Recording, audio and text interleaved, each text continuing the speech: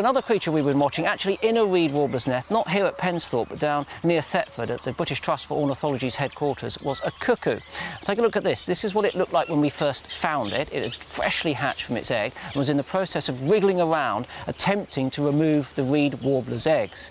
By the time we next took a look at it, it had actually already done that, and it was beginning to grow. And here you can see the adult reed warbler feeding the young cuckoo with that massive mouth. And then look at it here. This is today. This is what it looks like today. It is absolutely monstrous. I mean, the gape on it is extraordinary. The gape is massive. And do you know what? I once disturbed a cuckoo, like a bit bigger than this. It was in a hedgerow, and I pulled back the hedgerow expecting to find a cosy little nest of hedge sparrows, and I found that staring at me in the face. And I've got to say, at the young age of 8, I sort of jumped backwards. Well, it looks like something from Star Wars. But you know what? I'm glad you mentioned gapes, because I've made something for you. I have, yeah. I've made you this. Look, this is a guide to gapes, you see. Kate's been getting into gapes. Now look at this. This will allow you to identify which species of bird it is when you go out rambling around. So if you come across a rook here... Oh, can you hear that? That's a cuckoo somewhere. I can't hear where it's coming from. Up to nefarious deeds trying to find a mate here to lay its eggs in a reed warbler. Fantastic. I'm hearing from our sound department, Lou in our sound department says that's a kilometre away out near the scrape. Oh, she's really? picking up on one of the microphones over there. Yeah, that's amazing. Excellent. Oh, look, here are a little present for me. Your guide to gapes. I can hardly wait. Don't leave home without it. Seriously, do not leave home without it. We have been looking at the feeding habits of the reed warbler for our cuckoo compared to another reed warbler family here that has chicks about the same age as that cuckoo. Have a look at this, because it's fascinating. So the rate of feed is coming up in the corners there. Cuckoo on the left, and a nest full of young warblers on the right. And there were 5 in that nest. Yep.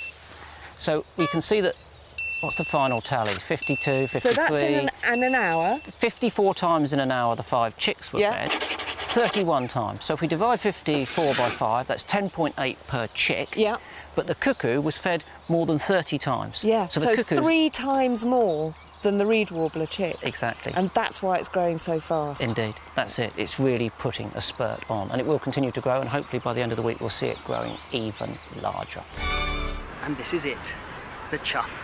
At first glance, similar in that it has black plumage, but look at that lovely red down-curved beak and red legs to boot. The bird's here colour-rung in an extended study that's been going on for years to tell individuals apart, and choughs say their name rather conveniently, like that. And it's a cry you hear here at South Stack quite frequently. They're pretty common, about 11 pairs, 11 or 12 pairs in this area, and that may sound like a lot, but you think, in fact, there's only 400 or 500 pairs of chough in the whole of the British Isles, and about 3/4 of those nest on the coast of Wales, so it's a really important coastline for this species. Now, where they nest is in really inaccessible cavities. In the cliff below me here, there are a couple of nests, and the RSPB had for years wanted to know what was going on in these nests, but it's impossible to see without the help of a bit of technology and some rather brave men. The RSPB employed the services of a crack team of climbers to scale the cliffs. You don't want to make any mistakes in this environment, and take with them a remote camera that would be able to spy into the nest of one of the well-established pairs that have nested on the cliffs for years.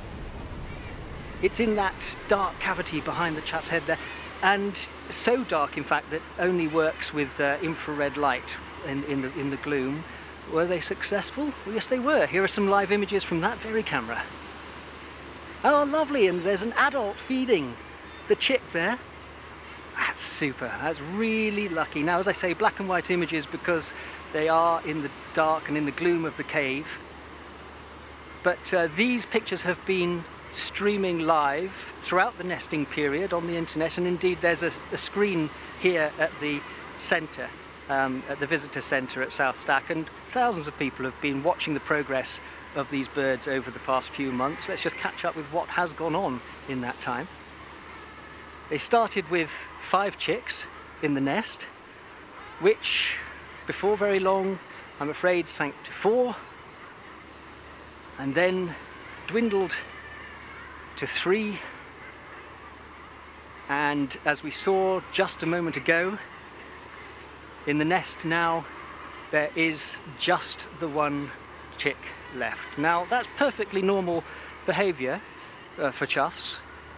They generally only manage to fledge perhaps 2 chicks at best, but that's good. And the success rate here in South Stack is really very good indeed. They're doing extremely well, as I mentioned earlier.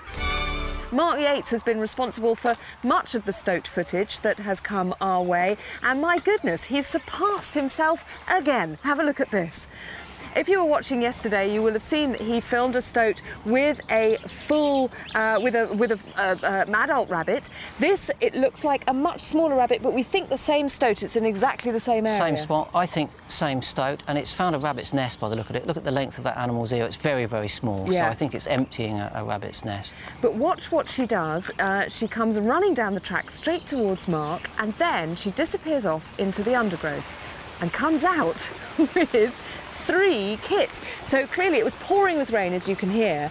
Maybe the nest has got a bit wet and she's decided to move them to the other side of the track, which we've seen earlier in the series. We've seen other families move So their she kits. leads them up there, and look at them running down here. They ooze rascal, don't they? They Hooligan. really do. Sweet and tender hooligan. She's gorgeous. Legging it down there. But watch what she does next. Comes out with 1, 2, 3...